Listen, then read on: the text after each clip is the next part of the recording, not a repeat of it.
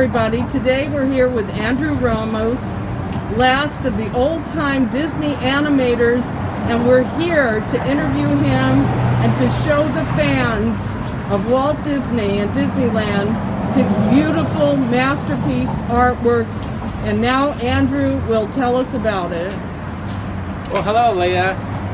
Well, it's been, Leah, it's been, I think, almost 20 years, to be precise, since we've seen each other. Yes. And I just can't believe it.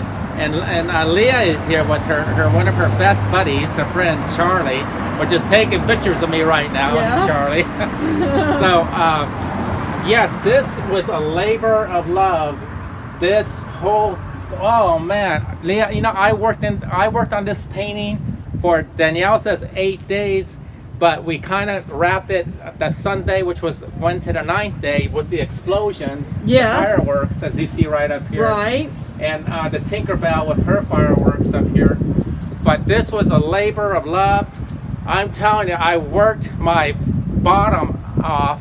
I could use the other word, but yeah. but I worked my bottom off working on this thing. You know, first of all, doing rendition. This is my own, the whole thing is my own design, so it's not copied from anything. Right. But this drawing of Walt Disney is, I was taking off the picture of the statue that's in Disneyland, mm-hmm. and with Walt Disney and Mickey. But the owner here of Best Friend Central, she came up with and I have to say it was a brilliant idea what she came out with. She said, well, why don't we put the colors of Mickey, the shorts of Mickey, with the shoes, and she said, why don't we make them alive? And yeah. I said that's brilliant, because then what I did is when I made Mickey animated, it's like Mickey now is walking up to the statue and holding the hand of Walt Disney.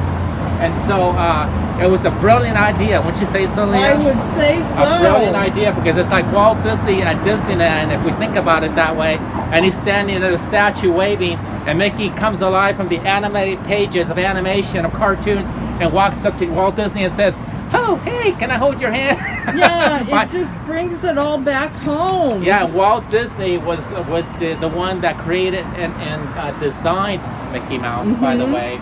Yes. And so, and one of Walt Disney's top animators also had worked with Walt Disney and designed Mickey. But the castle, you can see the castle here.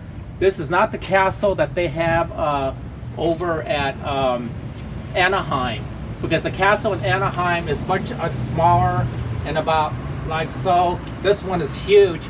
So I think that the Disney Corporation was working off the castles that they have in Europe. Right. Or like in England, the different parks that they have over there, which are huge. And I think even Disney World, they made the castle bigger with the peaks and the whole thing. So you can just see all the work. It was a labor. Let me zoom in here. It was a labor of love, this Look whole thing. I mean, all the shading, all the work that I put into this painting, to this drawing. You can see Tinkerbell. This is a rendition drawing that I did of Tinkerbell. That is pasted on because I wasn't about to paint her on the window, but with the explosion and everything, then of course I painted on the pixie dust. But Tinkerbell, that's the actual animation that Walt Disney used on Walt Disney The Wonderful World color in 1960 on NBC Channel 4. And he used this whole animated piece when Tinkerbell would come in and they showed a castle and they would go boom, wow. and have the explosion.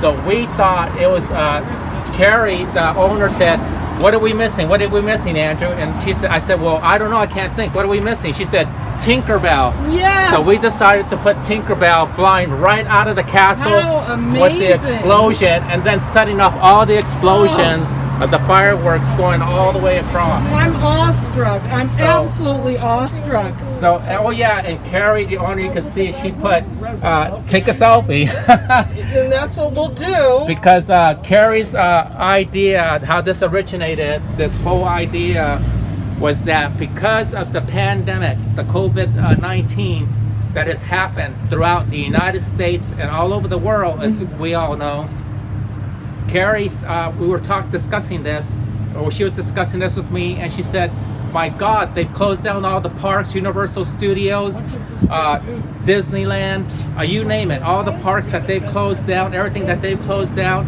And Carrie said, we need to bring the castle, Disneyland and Walt Disney and Mickey, to Burbank because people can't enter the parks. No. And she said, so we need to bring Mickey Mouse and Walt Disney to Burbank so people can come and take a picture with them and take a picture with the castle, That is the Disneyland so castle. heartwarming. So that was her idea of what she wanted to do. She decided to pick me as the artist to do this, and rightly so, right? Because if I can pronounce my words there, but.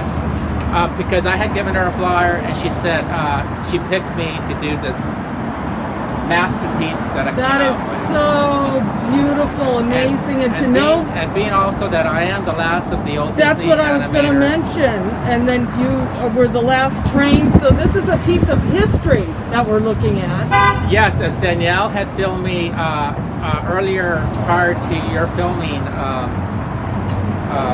and to film me like this, Leah.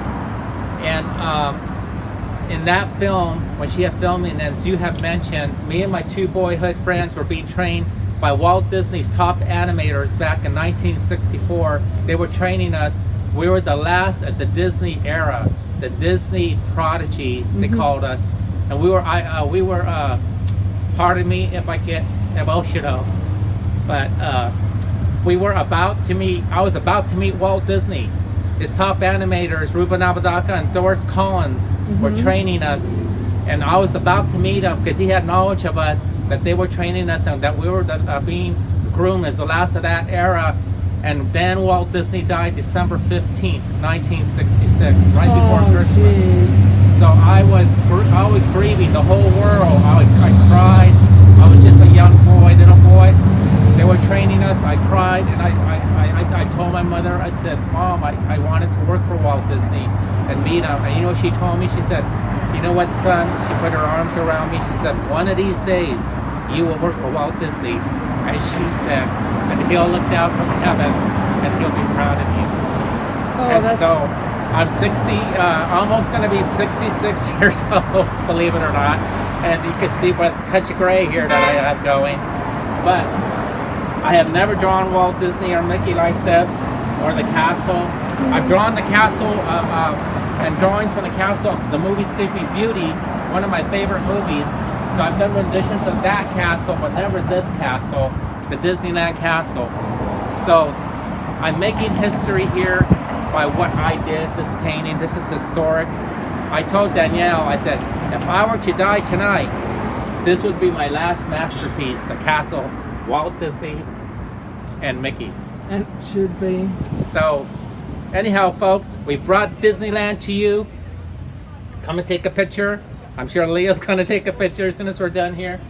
And come and enjoy this masterpiece that has taken place. You see the name of the business here at Best Friend Central. Yeah, let's do a little shout out for Carrie and this wonderful business. It's called Best Friends Central, as Ramos pointed out. And she has beautiful clothing. Very cute stuff. Very beautiful, timeless clothing. Carrie did the costume design for the Mad Men TV series. That's right. For all 7 seasons, I believe. Very talented lady. That's right. And just ladies, you will love to see these clothes. Carrie has such a sense of style, and she knew. That's why she picked Ramos for his sense of style, his history as being one of the last Disney animators. So I'm going to pan out so you can actually see everything. So anyhow, Leah, me and Walt are waving goodbye, and Leah will finish this interview with this painting. Okay, thank you so much.